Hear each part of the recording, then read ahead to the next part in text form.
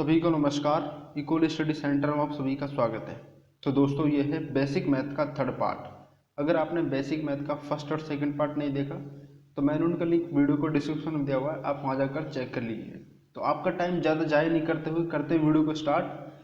तो सबसे पहला जो पॉइंट लिया है हमने वो है गणितीय सांकेतिक चिन्ह, इंग्लिश में बोले तो मैथमेटिकल सिंबॉलिक। देखो, ये जो पॉइंट हमने लिया है ये बिगिनर्स के लिए ज़्यादा इम्पोर्टेंट है। ठीक है, तो इस पॉइंट में हम समझेंगे कुछ चिन्हों के बारे में। ठीक है, तो सबसे पहला जो चिन्ह है वो है ये 3 डॉट वाला चिन्ह। इस चिन्ह को बोलते हम इसीलिए। क्या बोलते हैं बच्चों? इसीलिए। ठीक है, नेक्स्ट जो सिंबल है, देखो इसीलिए का उल्टा अगर हम कर दें तो ये सिंबल बनता है। ठीक है, और इस सिंबल को बोलेंगे हम चूंकि। क्या बोलेंगे? चूंकि। ठीक है, फिर तीसरे नंबर पर जो सिंबल है ये 2 डॉट वाला सिंबल, इसको बोलते हैं हम अनुपात। ठीक है, क्या बोलते हैं? अनुपात। फिर जो 4 नंबर पर जो सिंबल है इसको बोलेंगे हम समानुपात। देखो यहाँ पर तो अनुपात है, यहाँ पर समानुपात, मतलब इसमें तो 2 डॉट है और इसमें 4 डॉट है, तो 4 डॉट वाले को बोलेंगे हम समानुपात। अब आप एग्जाम्पल समझ लीजिए समानुपात और अनुपात क्या होता है। देखो, अनुपात जो होता है वो समान यूनिट के मध्य लगाया जाता है, जैसे कि 3:5। ठीक है, लेकिन जो समानुपात होता है वो समान अनुपातों के मध्य लगाया, जैसे कि यहाँ पर 3:5 है। ठीक है, फिर आगे लगाए समानुपात। ठीक है, फिर अगला है 6:10। देखिए यहाँ पर तो एक बार इसको रफ कर देता हूँ मैं। यहाँ पर तो 3:5 है और यहाँ पर 6:10 है, लेकिन इसको अगर हम आगे काटना चाहें तो 2 से काटेंगे तो क्या हो जाएगा? 6 तो 3 हो जाएगा और 10 5 हो जाएगा। तो ये मतलब बराबर समानुपात के अगल बगल में अनुपात जो है वो बराबर है, तो इसलिए हम मध्य में समानुपात का यूज करते हैं। ठीक है, तो 2 समान अनुपातों के मध्य हम समानुपात का यूज करते हैं। ठीक है, तो आई होप आपको अनुपात और समानुपात समझ आया होगा। नेक्स्ट है 5 नंबर पे बलूनुपात। इसका कोई सिंबल नहीं होता, ये अनुपात का उल्टा होता है। जैसे कि एग्जाम्पल देखिए आप, 3:5। अब इसका हमें विलोमानुपात बनाना है, तो कैसे लिखा हम विलोमानुपात? 1/3 अनुपात 1/5। ये क्या हो गया? विलोमानुपात, अनुपात का उल्टा। तो आई होप आपको ये समझ आया होगा। चलिए नेक्स्ट सिंबल और देख लेते हैं। नेक्स्ट सिंबल है 6 नंबर पर। तो आपको बराबर का सिंबल तो मालूम होगा।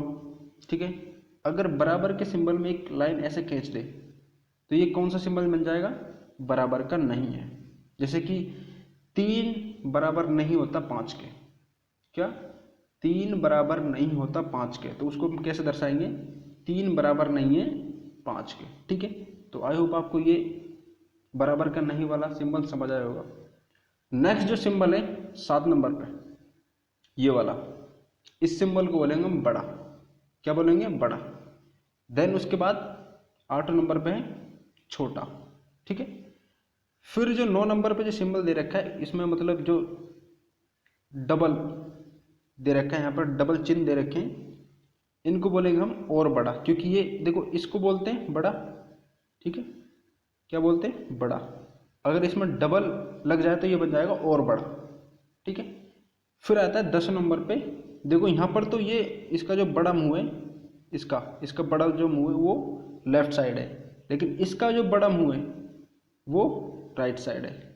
तो जिधर राइट साइड, जिधर बड़ा मुंह होगा वो छोटा होगा। ठीक है, तो यहाँ पर जो ये 2 दे रखे, 2 सिंबल दे रखे हैं, इन सिंबलों को बोलेंगे हम और छोटा। ठीक है, तो आई होप आपको ये सिंबल समझ आए। बिल्कुल सिंपल है ये, ऐसा कोई टफ नहीं है, बिल्कुल समझना ही तो होता है। नेक्स्ट सिंबल लेते हैं।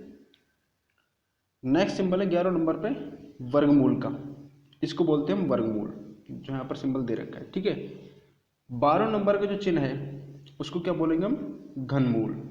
ठीक है, नेक्स्ट आपको मालूम है प्रतिशत का, आपको मालूम होगा, और डिग्री का भी अधिकतर बच्चों को मालूम होता है। ठीक है, 15 नंबर पे पाई। पाई का मान आपको मालूम है 3.14 अगर इसका पूरा मान देखा जाए तो 3.1416 ये इसका पूरा मान है, ठीक है। अगर इसका भिन्न में मान देखा जाए, भिन्न बोले तो अंश बटे हर या p बटे क्यू, ठीक है, तो उसमें इसका मान होता है 22/7। क्या होता है बच्चों? 22/7। नेक्स्ट जो 16 नंबर पे सिंबल है, ये एक ब्रैकेट है, तो इस ब्रैकेट को बोलते हैं हम छोटा कोष्टक। क्या बोलते हैं? छोटा कोष्टक। फिर 17 नंबर का जो चिन्ह है उसको बोलते हैं हम मंझला कोष्टक, ठीक है। और आपको मालूम होना चाहिए कि कोष्टक कितने प्रकार के होते हैं। तो कोष्टक होते हैं 3 प्रकार के। पहला छोटा कोष्टक, दूसरा मंझला कोष्टक, तीसरा बड़ा कोष्टक, ठीक है। 3 प्रकार के कोष्टक होते हैं। जैसे कि 18 नंबर पे कोष्टक और दे रखा है जिसको बोलते हैं बड़ा कोष्टक। क्या बोलते हैं? बड़ा कोष्टक, ठीक है। आपको मालूम है 3 प्रकार के कोष्टक होते हैं, छोटा, मंझला, बड़ा। और इनका जो सोल्व करने का क्रम होता है, पहले छोटा सोल्व होता है, फिर मंझला सोल्व होता है, फिर बड़ा सोल्व होता है, ठीक है। चलिए, अब आई होप आपको ये चिन्ह समझ आए होंगे। चलिए नेक्स्ट पॉइंट ले लेते हैं। नेक्स्ट पॉइंट बहुत ही इंपॉर्टेंट है। इस पॉइंट से अधिकतर 1-2 क्वेश्चन हर एग्जाम में आते हैं। और जो हाई लेवल के एग्जाम होते हैं जैसे CGL CPO इस प्रकार के जो एग्जाम होते हैं उनमें इस पॉइंट से, इस टॉपिक से 1-2 क्वेश्चन तो देखने को मिलते ही हैं, ठीक है। तो इसका नाम क्या है? योगांतर अनुपात। इंग्लिश में बोले तो कंपाउंडो एंड डिवाइडो। शॉर्ट फॉर्म होती है इसकी CND। CND कैसे? C से बन गया हमारा कंपाउंडो और D से बन गया डिवाइडो। तो अधिकतर जो टीचर्स या बच्चे इसको बोलते हैं CND बोलते हैं, ठीक है, शॉर्ट फॉर्म। कोई नहीं बोलता इसको कंपाउंडो एंड डिवाइडो या फिर योगांतर अनुपात, कोई नहीं बोलता। इसको शॉर्ट फॉर्म ज़्यादा बोला जाता है। क्या बोलते हैं? CND। तो अब हम समझेंगे कि CND एक तरीके से ये फॉर्मूला है, ठीक है। तो अब हम समझेंगे कि CND हम करते कैसे हैं, योगांतर अनुपात हम हल कैसे करते हैं। तो यहाँ पर एग्जाम्पल दे रखा है A/B समानुपात C/D। इसका हमें CND कोड लिखना है, मतलब इसको हमें CND रूप में लिखना है, ठीक है। तो अब मैं आपको बता देता हूँ कि A/B इसको हम बटे में भी लिख सकते हैं। क्या लिख सकते हैं? बटे में भी। तो A/B को हम A/B यानी A/B में भी लिख सकते हैं, ठीक है। तो हमने ये लिख दिया। इसी प्रकार C/D इसको हम बटे में लिख देंगे C/D यानी C/D। इस प्रकार से लिख दिया, ठीक है। अब हमें CND करना है, कंपाउंडो एंड डिवाइडो। तो कैसे करते हैं वो देखिए। एक बार इसको रफ कर देता हूं मैं। तो अब हमें करना क्या है कि ये वाली संख्या है जो, ठीक है, और ये वाली संख्या, ठीक है, इनका हमें CND करना है। तो इस वाली संख्या का हमें CND करेंगे तो A जो है यहाँ पर A दे रखा है, इसके साथ हमें एक बार B को जोड़ देना है।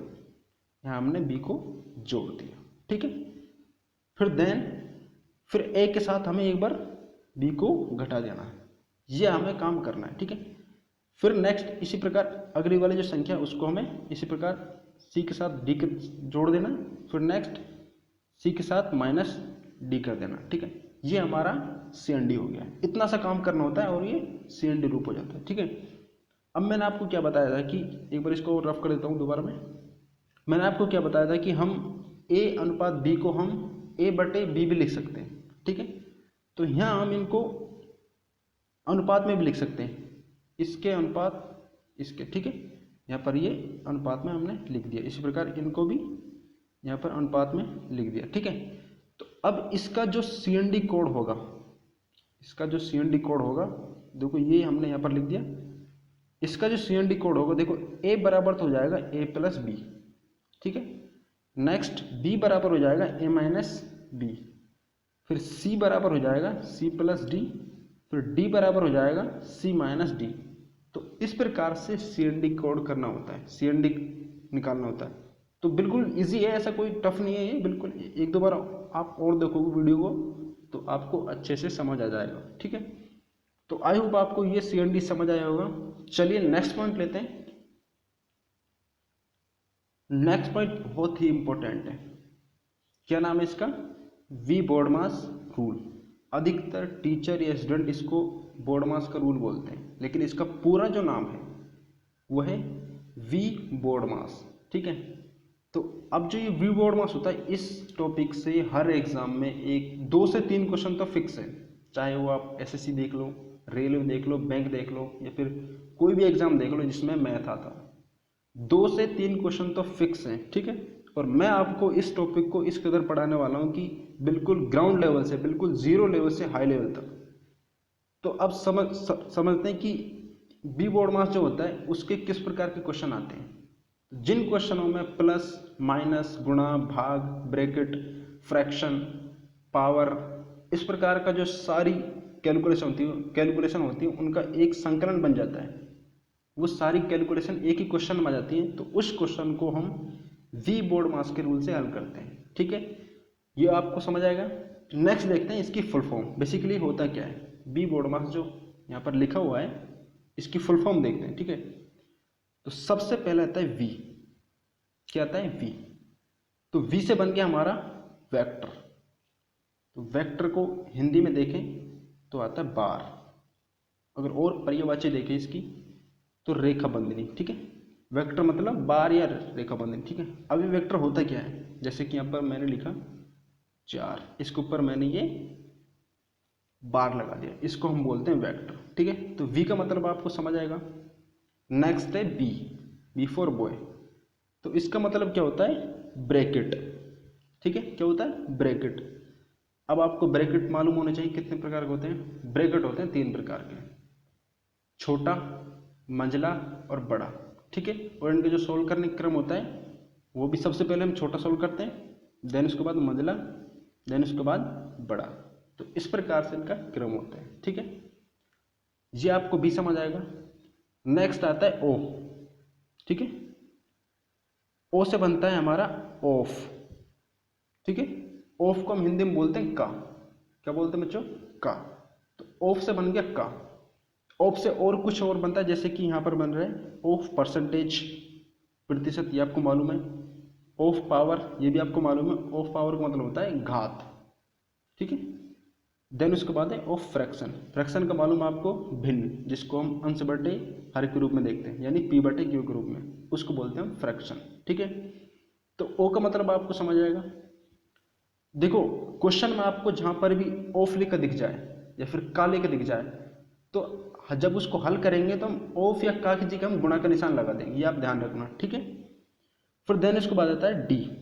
डी से बनता है डिवीजन। क्या बनता है? डिवीजन। फिर देन इसके बाद आता है एम। एम से बनता है मल्टीपल। मल्टीपल बोले तो गुणा, ठीक है। चलिए नेक्स्ट और देख लेते हैं इसके फुल फॉर्म। मल्टीपल आपको समझ आएगा, गुणा। देन उसके बाद आता है ए। ए से बनता है एडिशन, यानी हिंदी में बोले तो जोड़, ठीक है। फिर आता है एस। एस से बनता है सब्ट्रैक्शन। सब्ट्रैक्शन को हिंदी में बोले तो घटाओ। तो आई होप आपको ये बी बोर्ड मास की फुल फॉर्म अच्छे से समझ आई होगी। चलिए नेक्स्ट और देख लेते हैं। नेक्स्ट आप ब्रैकेट का मालूम है आपको। ब्रैकेट 3 प्रकार के होते हैं, ठीक है। छोटा, मंझला और बड़ा, ठीक है। और इनका जो सोल्व करने का क्रम है, सबसे पहले छोटा सोल्व होता है, फिर देन उसके बाद मंझला सोल्व होता है, देन उसके बाद बड़ा क्वेश्चन। तो आई होप आपको ये बोर्ड मास अच्छे से समझ आया होगा। चलिए इसके 1-2 क्वेश्चन ले लेते हैं, तब आपको बहुत ही बढ़िया तरीके से क्लियर हो जाएगा। क्वेश्चन देखते हैं। क्वेश्चन है, देखिए ये जो इस प्रकार के जो क्वेश्चन होते हैं उनको बोर्ड मास के रूल से हल करते हैं, ठीक है। अब हमें इस क्वेश्चन में सबसे पहले जो हल करना है वो देखना है। तो सबसे पहले हम बोर्ड मास का रूल देखेंगे। बोर्ड मास में सबसे पहले क्या हल करते हैं, तो सबसे पहले हम हल करते हैं बोर्ड मास में बी। तो बी का मतलब होता है वेक्टर, हिंदी में बोले तो बार या फिर रेखा बंधनी। तो इस क्वेश्चन में देखिए आप वेक्टर कहीं पे दिख रहा है? नहीं है, तो आप इसको छोड़िए। फिर देन इसके बाद आता है बी, बी फॉर बॉय।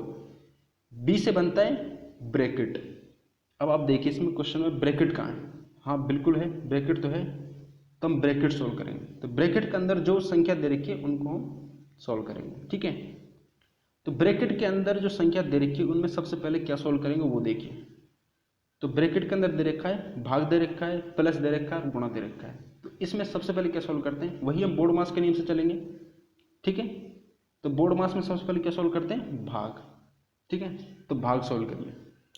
तो 6 में 3 का भाग जाए कितना आएगा, 2, ठीक है।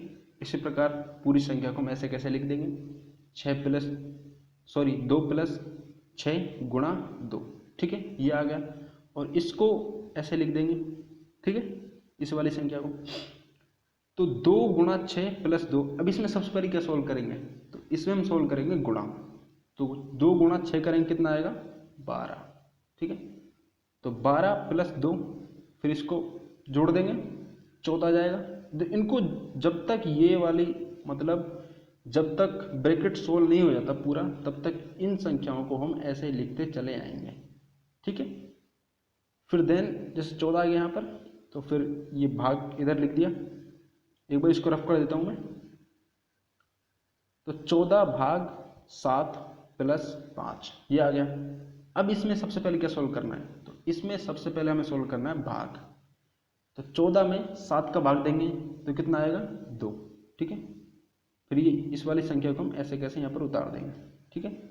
2 प्लस 5 कितना आ गया 7। तो ये हमारा आंसर आ गया। तो आई होप आपको ये क्वेश्चन समझ आया होगा। चलिए 1-2 क्वेश्चन और लेते हैं, तब आपका पूरा डाउट क्लियर हो जाएगा। नेक्स्ट क्वेश्चन है, ये भी बोर्ड मास के रूल से हल होगा। नेक्स्ट है bracket 16% of 1000 plus 40 bracket close भाग 50। ये क्वेश्चन है, इसको हमें बी बोर्ड मास के रूल से हल करना है। तो आप सबसे पहले देखिए सोल्व क्या करते हैं, वेक्टर। तो वेक्टर इसमें कहीं नहीं है, तो आप आगे चलिए। फिर आता है बी, बी से बनता है ब्रैकेट, ब्रैकेट है तो ब्रैकेट सोल्व करेंगे, ठीक है। तो ब्रैकेट के अंदर जो संख्या दे रखी है उनको पहले हम सोल्व करेंगे, ठीक है। तो आपको परसेंट का मालूम है, परसेंट क्या होती है, जिसके बटे में 100 लिखा होता है, ठीक है। तो हम 16 जो है उसको लिख देंगे 16/100। फिर मैंने आपको बताया था ऑफ जो होता है उसको हिंदी में बोलते हैं का। अगर आपको क्वेश्चन में ऑफ या का लिखा दिख जाए तो वहां पर आप गुणा का चिन्ह लगा देंगे, ठीक है। ये बोर्ड मास का रूल है, ठीक है। तो ऑफ की जगह हमने लगा दिया गुणा का चिन्ह, ठीक है। फिर देन उसके बाद 1000 प्लस 40, ठीक है। अब इसको हम सोल्व करते हैं, एक बार इसको रफ कर देता हूँ मैं। अब इसको सोल्व करते हैं, तो 2 0 से 2 0 कैंसिल। देखो ये कैलकुलेशन करना आपको आना चाहिए, ये बिल्कुल नॉर्मल इजी कैलकुलेशन है, ये आपको आना चाहिए, ठीक है। तो 10 गुणा 16 करेंगे, कितना जाएगा 160, और ये प्लस हम ऐसे कैसे लिख देंगे, ठीक है। तो 160 प्लस 40, ठीक है। फिर कोष्टक बंद भाग 50। फिर इसको सोल्व करेंगे, 160 प्लस 40 कितना हो गया 200। अब 200 में भाग देंगे 50 का, तो आंसर कितना आएगा हमारा 4। तो आई होप आपको ये एग्जाम्पल अच्छे से समझ आया होगा। एक और एग्जाम्पल ले लेते हैं। नेक्स्ट एग्जाम्पल है, देखिए ये जो एग्जाम्पल है, देखिए यहाँ पर है 2/3 ऑफ 5/2 ऑफ 300। बिल्कुल इजी एग्जाम्पल है, ठीक है। तो आप इसको सोल्व करिए। देखिए ऑफ मैंने आपको क्या बताया, जहाँ पर ऑफ लिखा दिख जाए या फिर का लिखा दिख जाए वहाँ आप गुणा का चिन्ह लगा देंगे, ठीक है। तो इसमें सबसे पहले आप गुणा का चिन्ह लगाइए यहाँ पर, जैसे कि ऑफ की जगह हमने गुणा का चिन्ह लगा दिया, यहाँ पर गुणा का चिन्ह लगा दिया, ठीक है। तो इसको सोल्व करते हैं, तो आप इसको काट पीटिए। जैसे कि 2 से कट जाएगा 2, ठीक है। फिर 3 से कट जाएगा ये 300, कितना जाएगा 100, ठीक है। 100 गुणा 5 कितना जाएगा 500। मैंने एक स्टेप और बढ़ा दिया है, देखो 5/3 गुणा 300, तो 3 से काटेंगे हम, 300 कितना जाएगा 100। तो 100 गुणा 5 कितना हो जाएगा 500। तो बिल्कुल इजी क्वेश्चन है। तो आई होप आपको ये वाला क्वेश्चन अच्छे से समझ आया होगा। अगर आपको वीडियो पसंद आई है तो आप वीडियो को like comment share and subscribe कर सकते हैं। मिलते हैं नेक्स्ट वीडियो में, तब तक के लिए टेक केयर एंड जय हिंद।